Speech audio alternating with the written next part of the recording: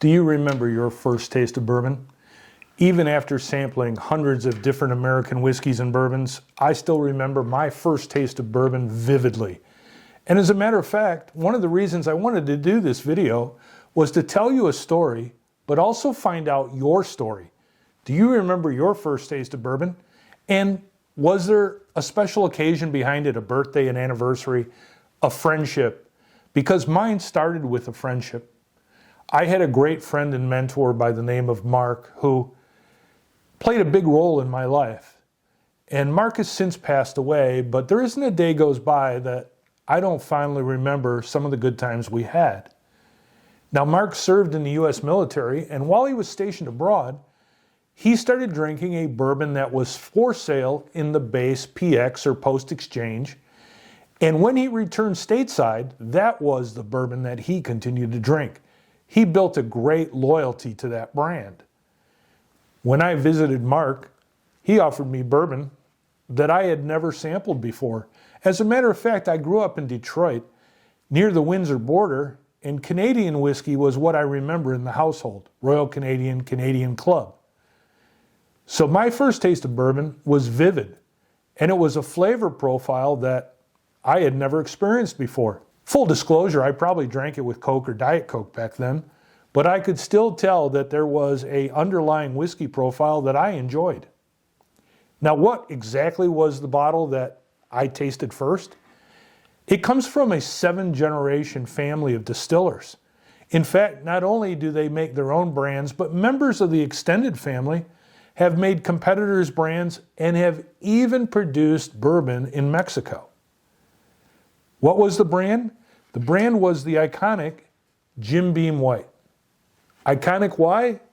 Back then, it was a $7 bottle of bourbon. Recently, I bought this one for this video for $19.99. But I will tell you, don't scoff at this bottle. It may be the world's largest selling bottle ever.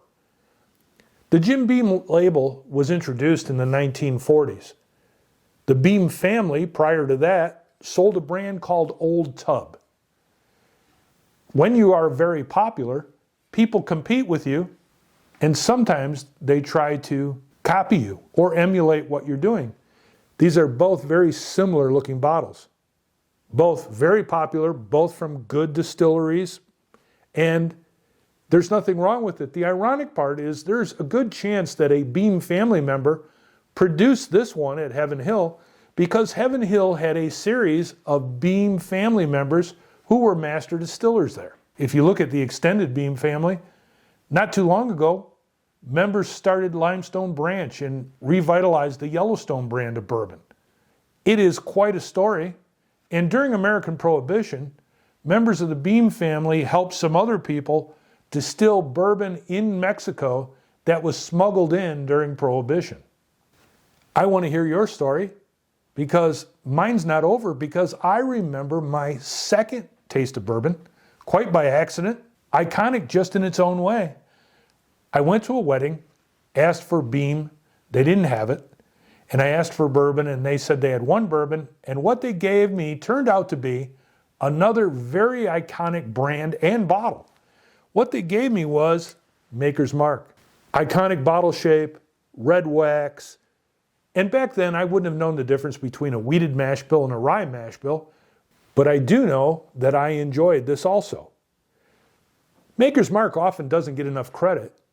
In the doldrums in the 60s and 70s, when bourbon was starting to die off, Maker's Mark held its own because it was marketed as a premium bottle. In fact, one of its marketing slogans was, "It tastes expensive and is." Now, what do these two bottles have in common? They both were foundations for a bourbon industry that I've grown to love and study. I really enjoy the history of it. And these two bottles have come full circle, because they're now both owned by the same company, Suntory Global Spirits. Please take a moment, tell me your story, tell me your first taste of bourbon, and was there a special occasion behind it, a friendship, a family member? I'd really like to know, because bourbon is best shared with friends, and I'd like to hear your story. There isn't a day goes by that I don't think of Mark for introducing me to the bourbon world. Cheers, Mark.